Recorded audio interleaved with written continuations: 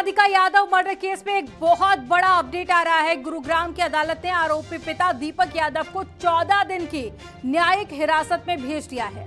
10 जुलाई को राधिका की हत्या उसी के घर में की गई थी और दीपक यादव पर अपनी ही बेटी की हत्या करने का आरोप है। और पुलिस की शुरुआती जांच में दीपक ने तानों से परेशान होकर ये बात कही है, लेकिन उसकी थ्योरी पर पुलिस को शक है क्योंकि उसकी खुद की कमाई लाखों में थी। अब पुलिस इस केस की हर एंगल से गहराई से जांच कर रही है।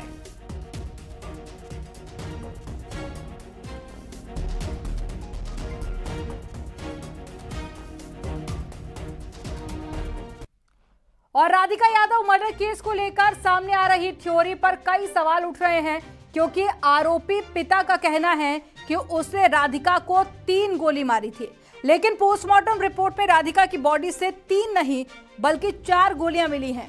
इसके साथ ही राधिका की मां के बयान भी विरोधास्पद नजर आ रहे हैं और पुलिस की टीम पूरे मामले को लेकर जांच पड़ताल कर रही है। आपको रिपोर्ट दिखाते हैं इसी से जुड़ी हुई।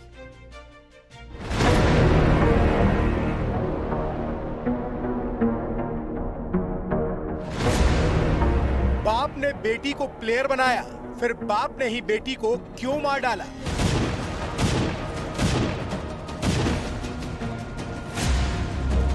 राधिका मर्डर केस की मिस्ट्री, क्या छिपा रहा राधिका का परिवार?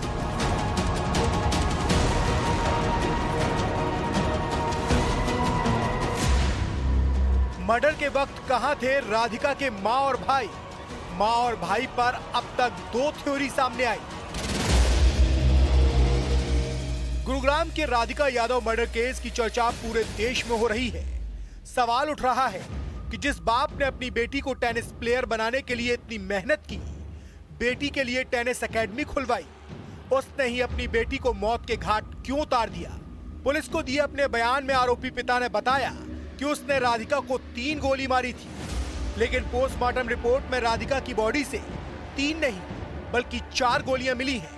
पुलिस को दिए बयान में राधिका की मां ने कहा था कि वो बीमार थी और दूसरे कमरे में आराम कर रही थी, लेकिन सिक्योरिटी गार्ड ने बताया कि वारदात के वक्त राधिका की मां घर के बाहर लोगों से बातें कर रही थी। पुलिस को दिए बयान में आरोपी पिता ने कहा कि वो बेटी की कमाई खाने वाले ताने से परेशान थे, लेकिन आरोपी दीपक के चचेरे भाई ने बताया कि दीपक फाइनेंशियली स्ट्रांग थे, ऐसी कोई बात नहीं थी।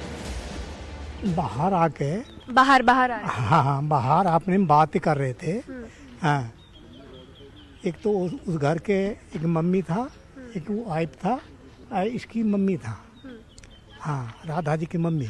बचपन से बहुत ट्रेनिंग दिलाई है, लेके जाते तो खर्चा किया बिटिया पे, तो अब उनके पास इनकम थी तभी तो खर्च कर दिया। सिक्योरिटी गार्ड और राधिका के परिवार के दावों के बाद इस मर्डर मिस्ट्री में नया पेज सामने आ गया है, क्योंकि पुलिस की एफआईआर के मुताबिक राधिका की मां ने बताया था कि वो दूसरे कमरे में मौजूद थी और उन्हें नहीं पता कि उनके पति ने बेटी की हत्या क्यों की है। लेकिन सिक्योरिटी गार्ड ने बताया कि राधिका की मां घर के बाहर पड़ोसियों से बात कर रही थी। तभी राधिका के पिता बालकनी में आकर चिल्लाने लगे कि उन्होंने राधिका को मार डाला है।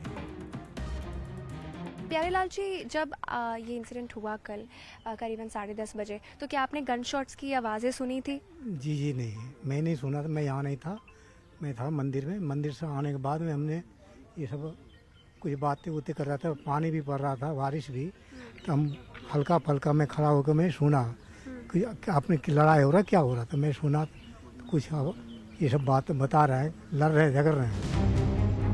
राधिका यादव मर्डर केस में लगातार नए मोड़ सामने आ रहे हैं। सूत्रों के मुताबिक राधिका की मां अपने पति को सनकी बता रही है, लेकिन इस सब के बीच सवाल इस बात का है कि क्या राधिका का परिवार कुछ छिपा रहा है या फिर इस मर्डर केस में किसी को बचाने की कोशिश की जा रही है।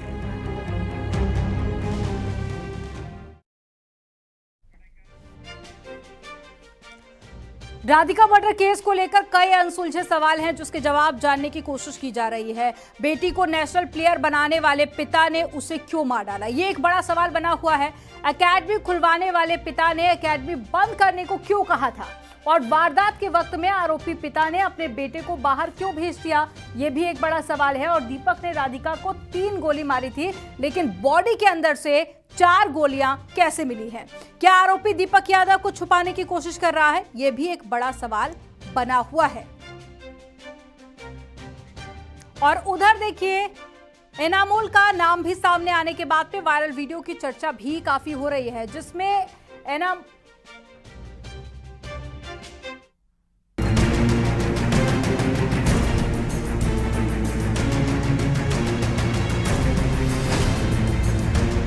क्या है राधिका मर्डर केस का इनामुल हक connection?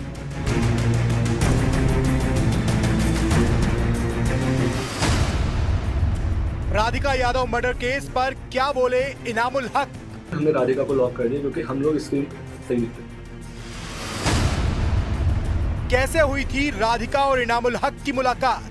Gurugram police Radhika Yadav murder case की तफ्तीश में जुटी है, लेकिन राधिका के मर्डर के बाद सबसे ज्यादा चर्चा राधिका और इनामुल हक के वीडियो की हो रही है। वो वीडियो जिसमें राधिका और इनामुल हक एक साथ नजर आ रहे हैं। सवाल इस बात का है कि क्या राधिका यादव मर्डर केस का इनामुल हक से कोई कनेक्शन है? हालांकि इनामुल हक ने इस बात से साफ साफ इनकार कर दिया है। एक इंटरव्यू में इनामुल हक ने बताया, मैं पहली बार टेनिस प्रीमियर लीग में राधिका से मिला था। दोबारा एक वीडियो शूट में राधिका से मुलाकात हुई थी। वीडियो का शूट नोएडा में 1 से 1.5 साल पहले हुआ था। राधिका की मां सेट पर गार्जियन की तरह मौजूद रहती थी। हमारा रिश्ता प्रोफेशनल था। मैं उनके परिवार को नहीं जानता। राधिका अपना सोशल मीडिया अकाउंट डीएक्टिवेट करती रहती थी। मैं चाहता हूं कि इस मामले को हिंदू मुस्लिम एंगल ना दिया जाए। मैं पूरी तरह से पुलिस के साथ सहयोग करने के लिए तैयार हूं। तो वो चाहत थी, लेकिन मेरे म्यूजिक वीडियो के बाद उन्होंने कोई भी शूट नहीं किया या मैंने कोई रील देखी थी। 1-2 रील मैंने देखी थी जो उन्होंने कोई ब्रांड्स के साथ कोलैब भी किया था। कोई छोटा सा ऐड था, तो मतलब उनकी चाहत थी इसलिए वो यहाँ पर कर रहे थे। बाकी उसने कभी कुछ बताया नहीं, पर्सनल, फैमिली, और ना मैंने पूछा, क्योंकि हम लोग लगातार शूट करते हैं लोगों के साथ में, तो हम प्रोफेशनली कनेक्टेड रहते हैं। पूछते नहीं है कि घर में कौन है या क्या गम है, क्या खुशी है। उससे एक्स्ट्रा कुछ भी नहीं है। बस मैं आपसे रिक्वेस्ट करता हूँ कि आप सबको बताएं कि इसको वो एंगल ना दें हिंदू मुस्लिम जिहादी, क्योंकि अगर हम बोले कि लाइक मैं मुस्लिम हूँ, राधिका हिंदू है, तो ऐसे तो मैंने और म्यूजिक वीडियो भी शूट करे हैं, मुस्लिम के साथ भी करे हैं, सुम्बुल तौकीर के साथ में, अलग अलग। तो आर्टिस्ट तो हम तो शूट करते हैं। मैंने कितने शोज करे हैं वहाँ पर, हिंदू मुस्लिम ईसाई सब रहते हैं। तो ऐसा कुछ भी स्पेशली रिलीजन देख के हमारा कुछ नहीं।